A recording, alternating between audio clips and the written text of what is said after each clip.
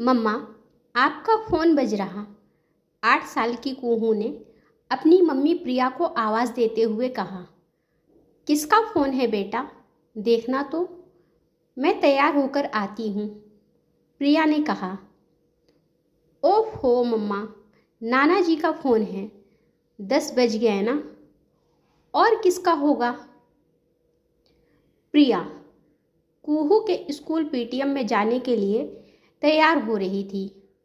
उसने जैसे ही सुना कि उसके पापा जी राजन जी का फ़ोन है तो सोचा पहले बात कर ले, लेकिन तभी उसको अपने पति अमन की याद आई कि अभी अगर बात करने में लेट हुई तो बेकार में जाते वक्त मूड खराब होगा। वैसे भी अमन को राजन जी का रोज़ फ़ोन पर बात करना पसंद नहीं था।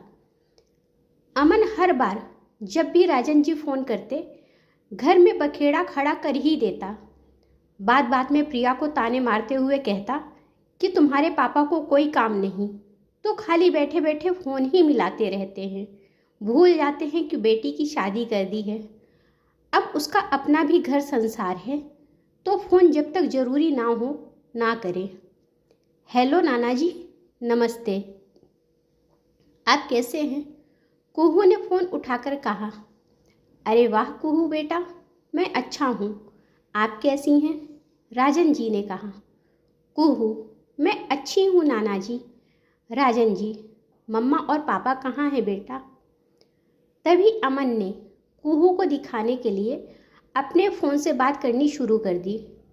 कुहू ने जैसे ही फ़ोन देना चाहा बात करने के लिए, अमन ने कहा, बेटा आप बात करो, मैं अभी किसी से ज़रूरी बात कर रहा हूँ।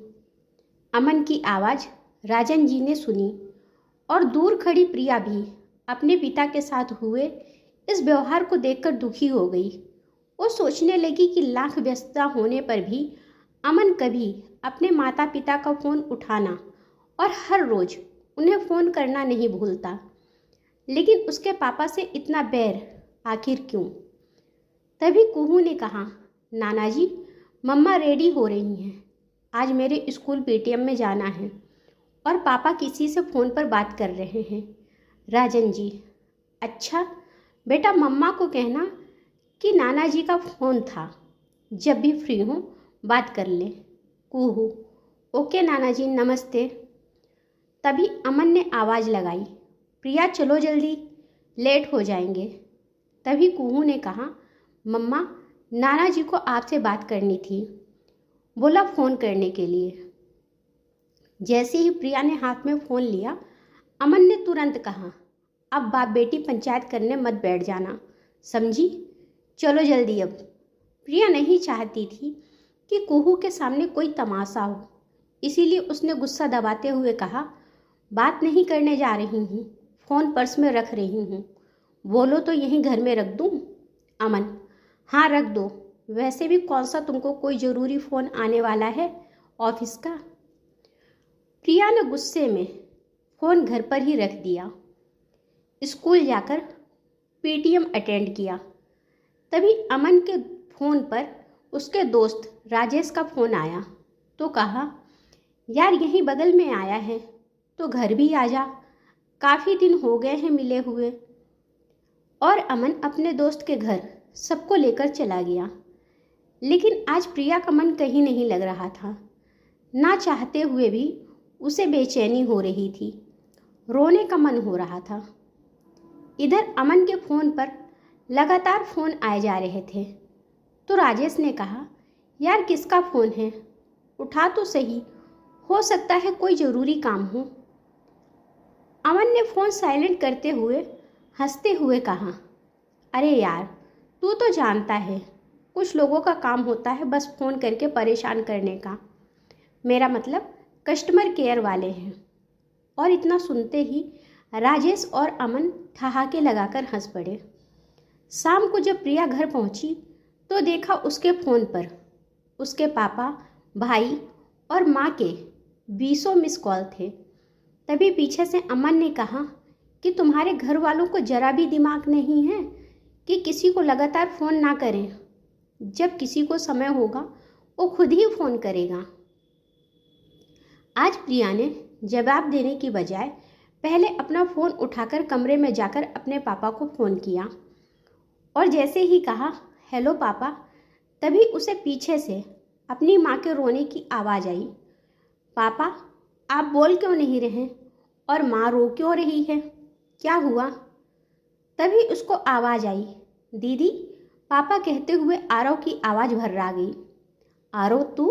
पापा कहाँ हैं और सब रो क्यों रहे हैं? बोल कुछ। अच्छा, पापा को फ़ोन दे, उनसे बात करूं। दीदी, पापा अभी बात नहीं कर पाएंगे। आखिरी शब्द तक उन्होंने आपका ही नाम लिया। वो कह रहे थे, बस एक बार प्रिया से बात करा दो। बहुत कोशिश की, जीजा जी को भी फ़ोन किया, लेकिन फ़ोन नहीं उठा। पापा को हार्ट अटैक आया और अस्पताल में एडमिट हैं।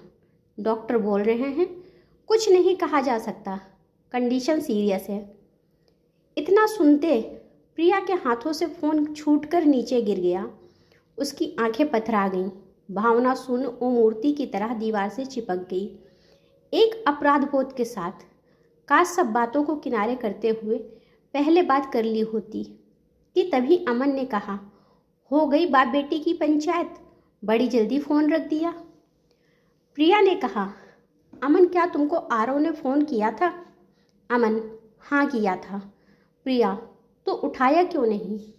उसकी नज़र जैसे ही प्रिया पर गई, उसने कहा, उन बातों से क्या करना तुम्हें? ऐसी कौन सी बात कर ली जो मूर्ति बनी खड़ी हो? कहीं मेरी चुगली तो नहीं कर दी तुम्हारे पापा ने? मैं तो परेशान हूँ तुम्हारे घर वालों, खासकर तुम्हारे पापा की फ़ोन करने की आदत से। प्रिया, अमन, मैं अभी जा रही हूँ। अमन, मतलब? और प्रिया फूट फूट कर रो पड़ी। रोते रोते उसने कहा, मैं अपने मायके जा रही हूँ, पापा एडमिट हैं। अमन, अच्छा, तो वहाँ तुम्हारी क्या ज़रूरत? आरव को बोलो कि उसके अकाउंट में पैसे डाल देता हूँ। तुम क्या करोगी वहाँ जाकर? डॉक्टर तो हो नहीं जो उनको ठीक कर दोगी। और यहाँ कुहू का स्कूल छूटेगा तो कोई ज़रूरत नहीं। आज प्रिया ने कहा, मिस्टर अमन, पहली बात कि आज मुझे जाने से कोई नहीं रोक पाएगा, क्योंकि आज मुझे एक बेटी होने का फ़र्ज निभाने से कोई नहीं रोक सकता। रही बात कुहू की, तो पिता होने के नाते तुम्हारे भी कुछ फ़र्ज हैं, तो तुम पूरा करो। और ये भी याद रखना कि तुम भी एक बेटी के पिता हो। भगवान ना करे कभी तुमको ये दिन देखना हो। कहकर प्रिया सामान पैक कर घर से निकलने लगी। तभी उसने पीछे मुड़कर अमन से कहा, और हाँ, अगर आज मेरे पापा को कुछ भी हुआ तो मैं तुमको कभी भी माफ़ नहीं कर पाऊंगी। कहते हुए प्रिया घर से निकल गई। एयरपोर्ट से सीधा हॉस्पिटल पहुंची, पर तब तक बहुत देर हो चुकी थी। प्रिया को देखते उसकी माँ रोते हुए बोल पड़ी, तू कहाँ थी बेटा? तेरे पापा आखिरी दम तक यही कहते रहे। आज बात नहीं हो पाई प्रिया से। पता नहीं कैसी है प्रिया, उसको बुला दो, एक बार मिला दो। कुछ दिनों से उदास है मेरी बेटी। सामने पिता का मृत शरीर जिसे पकड़कर प्रिया की माँ बार बार रोते हुए कहे जा रही थी, प्रिया के पापा उठिए, देखिए प्रिया आ गई। आप तो कहते हैं कि प्रिया में आपकी जान बसती है, तो अब उठिए ना। बोल बेटा प्रिया पापा को उठने के लिए, तेरी तो वो हर बात मानते हैं। प्रिया को आज कुछ समझ नहीं आ रहा था कि अब किससे क्या कहे, माँ को क्या कह के संतावना दे। आज प्रिया निरुत्तर खड़ी थी, किसी पत्थर की शिला की तरह। मन में ग्लानि इतनी कि काश बात कर ली होती। हॉस्पिटल की सीढ़ियों पर जा बैठी। प्रिया समझ नहीं पा रही थी कि क्या करें। उसकी आंखों के आंसू जैसे सूख गए थे। तभी उसके पीठ पे किसी ने हाथ रखा। प्रिया ने पलट के देखा तो अमन ने जैसे ही प्रिया से बोला, मुझे माफ़ कर दो, मैं एक बेटी का पिता होके भी तुम्हारे जज्बात नहीं समझ सका। अमन को देखते ही प्रिया को बीती सभी बातें याद आ गईं कि कैसे कभी भी अमन ने उसके पापा के साथ अच्छा व्यवहार नहीं किया। प्रिया ने बहुत बार कोशिश की थी अमन का व्यवहार बदलने की, लेकिन अमन जैसे का तैसा ही रहा। प्रिया आज अपने गुस्से पे काबू नहीं कर पा रही थी। आज उसका सब्र का बांध टूट चुका था। फिर प्रिया ने अपना गुस्सा दबाते हुए कहा, क्या कहा? माफ़ कर दूँ? ठीक है, लेके आओ मेरे पापा को। मैं तुम्हें माफ़ कर दूँगी। ला सकते हो तो बोलो। तुम्हें हमेशा उनके फ़ोन आने और एक बाप बेटी के बात करने से परेशानी रही, वो भी बिना वजह। और जब तुम्हें ज़रूरत होती थी तो दिन में 10 बार फ़ोन करते थे। अब मेरा फ़ोन नहीं बजेगा। अब मेरी ज़िंदगी की इस कमी को कोई भी पूरा नहीं कर सकता, तो तुम मुझसे कोई उम्मीद मत रखना।